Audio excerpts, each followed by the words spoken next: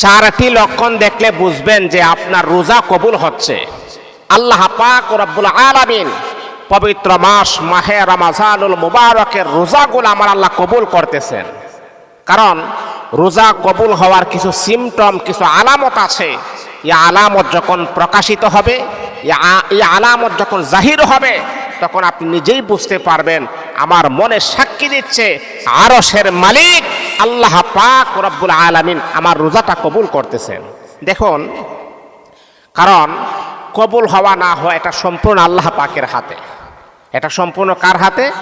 আল্লাহ পাক রব্বুল আলামিনের হাতে। ঠিক একটা জিনিস আপনি মনে রাখবেন, আপনি যখন পরীক্ষা দেওয়ার জন্য যখন আপনি হলে ঢুকছেন, ঢোকার পরে আপনি পরীক্ষা দিচ্ছেন, আপনি লিখতেছেন, লেখার পরে আপনি যে আনসার করতেছেন বা আপনি যে সঠিক প্রশ্নের উত্তর লিখতেছেন, পরীক্ষা দেওয়ার পরে যখন আপনি ক্লাসরুম থেকে যখন বের হয়ে চলে আসেন, তখন দেখবেন একজন আরেকজনকে প্রশ্ন করে যে কেমন আনসার করেছ, কেমন পাইতে পারি সাবজেক্টে। তখন কিন্তু একে অপরকে বলে হ্যাঁ আমি এত 80 করছি, আমি 90 আনসার করেছি।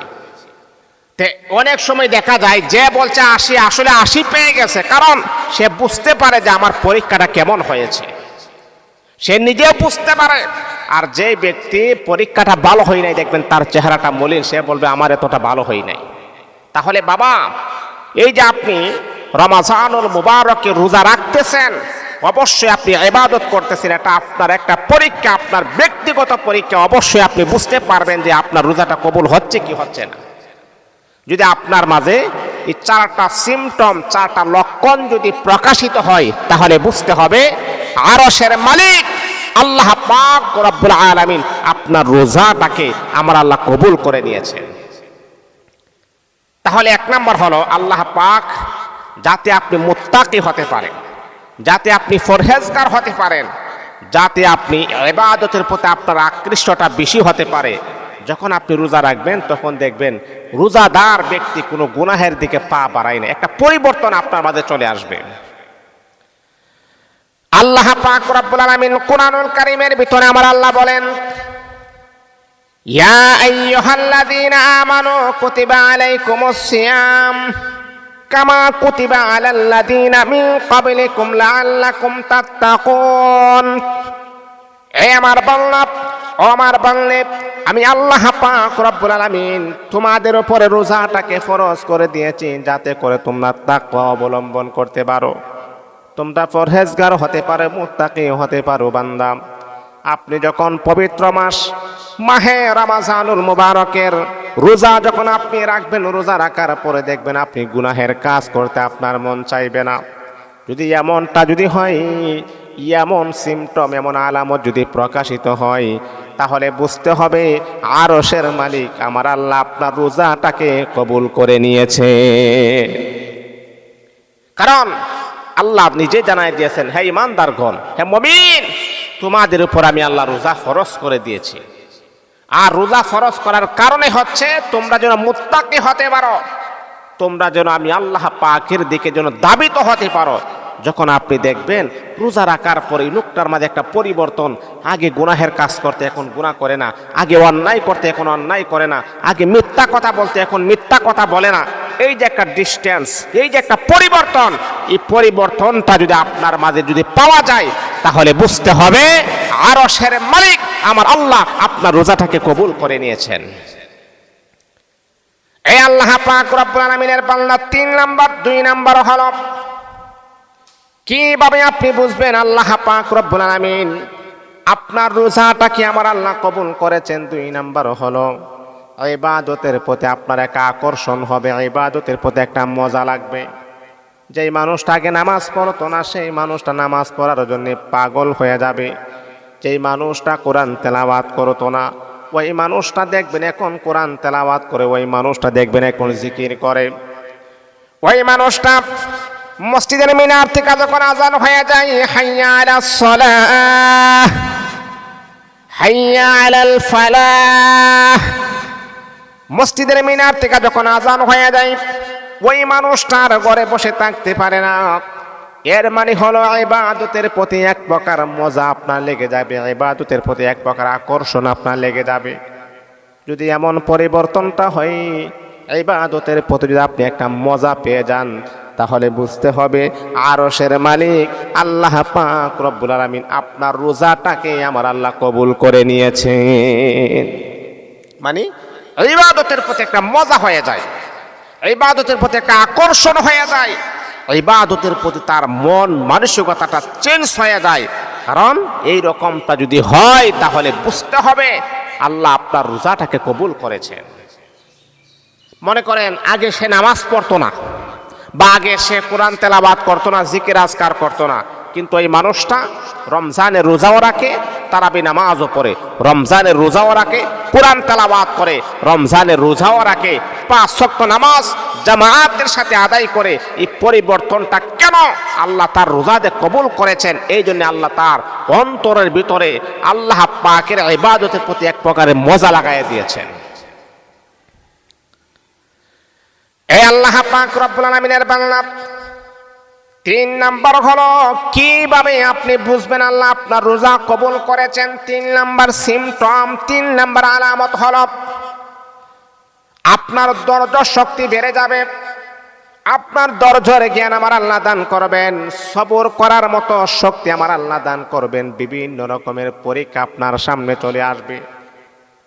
আল্লাহ পাক রব্বুল আলামিনের হাবিব বিশ্ব নবী মুহাম্মদ সাল্লাল্লাহু আলাইহি ওয়াসাল্লাম সাহাবীদেরকে বলে, সাহাবীরা রে, যার ঈমানটা যত মজবুত হবে, যার ঈমানটা যত পাওয়ারফুল হবে, তার পরীক্ষাটাও তত বেশি হবে।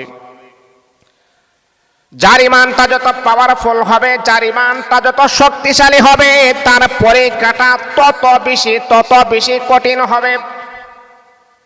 এই আল্লাহ পাক রব্বুল আলামিনের বান্দা বান্দে শুনেন, যত বড় পরীক্ষা আসুক না কেন সবর করতে হবে, ধৈর্য ধারণ করতে হবে। আল্লাহ পাক রব্বুল আলামিন ইব্রাহিম আলাইহিস সালাতু ওয়াস সালামকে আগুনের মাঝে নিক্ষেপ করেও আমার আল্লাহ পরীক্ষা করেছেন। ইব্রাহিম নবীকে সন্তান জবাইয়ের মাধ্যমে আমার আল্লাহ পরীক্ষা করেছেন। আল্লাহ পাকের খলিল ইব্রাহিম আলাইহিস সালাতু ওয়াস সালাম প্রত্যেকটা পরীক্ষার মাঝে 100 থেকে 100 মার্ক পেয়েছে। নবীরা যদি এত পরীক্ষার সম্মুখীন হয়, নবীদের ঈমান কত পাওয়ারফুল শক্তিশালী, তারা যদি এত পরীক্ষার সম্মুখীন হয় তাহলে আমরা হব না কেন? আল্লাহ আমাদের ঈমানের মজবুত যত বেশি হবে তত বেশি পরীক্ষা আমার কাছ থেকে নেবেন, সবর করতে হবে। আর আল্লাহ পাক রব্বুল আলামিন কুরআনুল কারীমের ভিতরে আমার আল্লাহ বলেন, হে বান্দা তুমি যদি সবর করতে পারো তাহলে শোনো, ইন্নামা ইউওয়াফাস সাবিরুনা আজরাহুম বিগাইরি হিসাব। যারা সবর করবে, কষ্ট আসার পরে যারা ধৈর্যহারা হবে না, ওই সমস্ত সবরকারী ব্যক্তিদেরকে আমার আল্লাহ বিনা হিসাবে তাদেরকে জান্নাতি বানায়া দিবে। ইন্নাল্লাহা মা'আস সাবিরিন, সবরকারীদের সাথে আল্লাহ আছে, আর সবরকারীকে বিনা হিসাবে জান্নাত আমার আল্লাহ দিবেন। অবশ্যই সবরের জ্ঞানটা বড় একটা উল্লেখযোগ্য একটা জ্ঞান। এটা আল্লাহ রোজাদার ব্যক্তিকে যখন দান করবেন, যেই মানুষটা দেখবেন আগে হঠাৎ করে রাগ করত, একটা কথা বলা যাইতো না, রাগে একেবারে স্তব্ধ হয়ে যাইতো, ওই মানুষটা দেখবেন এখন আপনি যা বলেন তাই শোনে, এখন তার মনটা নরম। এটার মানেই হচ্ছে আমার আল্লাহ যে তার রোজা কবুল করতেছেন, এটাই তার বাস্তব 3 নাম্বার একটা পরীক্ষা শুরু হয়ে গেছে। 4 নাম্বার হচ্ছে রোজা রাখলে যখন দেখবেন আপনার আত্মসিদ্ধিটা বেড়ে গেছে, আত্মসিদ্ধি একটা পরিবর্তন, মনটা নরম। আগে মনটা ছিল অনেক শক্ত, এখন মনটা মোমের মতো নরম হয়ে গেছে, অনেক পরিবর্তন হয়ে গেছে। এই পরিবর্তনটাই প্রমাণ করে আল্লাহ পাক রব্বুল আলামিন ওই ব্যক্তি যে রোজা রাখতেছে, ওই ব্যক্তি যে তারাবি নামাজ পড়তেছে, ওই ব্যক্তি যে কোরআন তেলাওয়াত করতেছে, আল্লাহ তাকে দিনের জন্য কবুল করেছেন। ওই ব্যক্তিকে আমার আল্লাহ এই পরিবর্তনটাও তার শরীরের মাঝেও চলে আসছে। ও বন্ধু আমার, শোনো, ইন্নাকা লা তাহদি মান আহবাবতা ওয়ালাকিন্নাল্লাহা ইয়াহদি মান ইয়াশা। কখন কার মন কখন পরিবর্তন হয়ে যায় কেউ বলতে পারে না, কারণ হেদায়েতের একমাত্র মালিক হচ্ছে আমার আল্লাহ। যে উমর নবীর গর্দান নেওয়ার জন্য নবীর কাছে আসছিল, সেই উমরকে আমার আল্লাহ ইসলামের প্রথম খলিফা বানায়া দিয়েছেন। বন্ধুরে আমার, শুধু তা নয়, আল্লাহ পাক রব্বুল আলামিন বলে, বান্দারে হেদায়েতের মালিক আমি আল্লাহ, কখন কার মনটা চেঞ্জ হই বলা যায় না, পরিবর্তন হয়ে বলা যায় না। সারা জীবন তুমি নাফরমানি করেছ, সারা জীবন তুমি অন্যায় করেছ, অপরাধ করেছ, আমি আল্লাহ পাক রব্বুল আলামিন তোমার একটা নেক আমল বড় পছন্দ হয়ে গেছে। এই নেক আমলটাকে ওসিলা বানাইয়া তোমার জিন্দেগির গুনাহকে মাফ করে দিয়ে আমি আল্লাহ এই জামানার সবচাইতে বড় ওয়ালিও বানাইয়া দিয়েছি। এই জন্যে বাবা, রমাজানুল মুবারক আমাদের মাঝে চলে আসছে, অবশ্যই অবশ্যই সেই মাসটাকে কদর করতে হবে। এই মাসে কোরআন নাজিল হয়েছেন, আমার আল্লাহ জানায়া দিয়েছেন, শাহরু রমাদানাল্লাযী উনজিলা ফীহিল কুরআন হুদাল লিন্নাসি ওয়া বাইয়িনাতিম মিনাল হুদা ওয়াল ফুরকান। এটা হলো কোরআন নাজিলের মাস, এটা হলো সওয়াব অর্জন করার মাস, এটা হলো ইমানদার ব্যক্তিদের জন্য জান্নাতের মাস।